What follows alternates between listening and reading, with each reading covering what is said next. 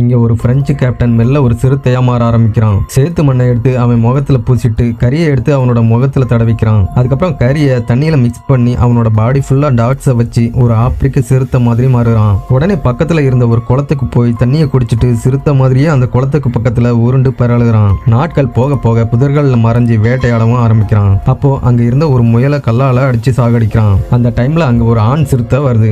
சாப்பிடுறதுக்காக அவன் அந்த முயலை எடுக்க போகும்போது அந்த சிறுத்தை அவன் கிட்ட இருந்து அந்த முயலை புடுங்கி கொண்டு போகுது. இந்த சிறுத்தை தான் அவன் ஏற்கனவே அந்த காட்டுல நல்ல ஃப்ரெண்டா இருந்த ஒரு பெண் சிறுத்தையையும் இவன் கிட்ட இருந்து பிரிச்சு கொண்டு போயிருக்கோம். அதனால இப்போ அவன் மனசு உடைஞ்சு போகுது. அதுக்கப்புறம் அங்க இருந்த ஒரு பாறையில கொண்டு வச்சு அந்த முயலை சாப்பிடுறது. ஒரு நாள் அந்த காட்டுக்குள்ள 3 சோல்ஜர்ஸ் வேட்டைக்காக கையில துப்பாக்கியோட வர்றாங்க. அப்போ அதுல ஒரு சோல்ஜர் அந்த பெண் சிறுத்தைய பார்த்து எய்ம் பண்றான். அப்போ அந்த கேப்டன் அவன் பின்னாடி மறைஞ்சு இருந்து ஒரு பெரிய கல்லை தூக்கி அவன் தலையிலேயே போட்டு சாகடிச்சிடுறான். ஆனா அந்த பெண் சிறுத்தை இன்னும் அந்த ஆண் சிறுத்தை கூட தான் ஜாலியா டூயட் பாடிட்டு இருக்குது.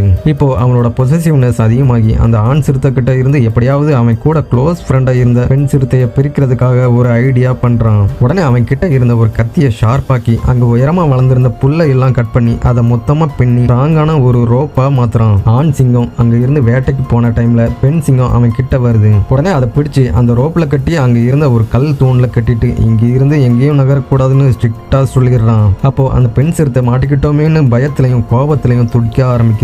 சடனா அந்த ரோப் கலந்து போனதால அந்த சிறுத்தை அங்க இருந்து தப்பிச்சு ரோப்ல கட்டி வச்சிருந்த கோபத்துல அவனை அட்டாக் பண்ண வருது. கடைசியில அவனோட உயிரை எடுக்கிறதுக்காக அவனோட கழுத்தை கடிக்க வரும்போது சடனா அவன் வேற வழியே இல்லாம அவன் கிட்ட இருந்த கத்தியை எடுத்து அந்த சிறுத்தைய குத்தி கொன்னுடுறான். அவன் ரொம்பவும் நேசிச்ச அந்த பெண் சிறுத்தை அவன் கையாலேயே செத்து போனதால அவன் மனசு உடைஞ்சி கண் கலங்கி அதை தன்னோட கையில தூக்கிட்டு போய் அங்க இருந்த பாலைவன மணல்ல புதைக்கிறான். கடைசியில அந்த மனுஷனும் அந்த சிறுத்தையும் அந்த பாலைவனத்திலேயே அமைதியா உறங்குறாங்க.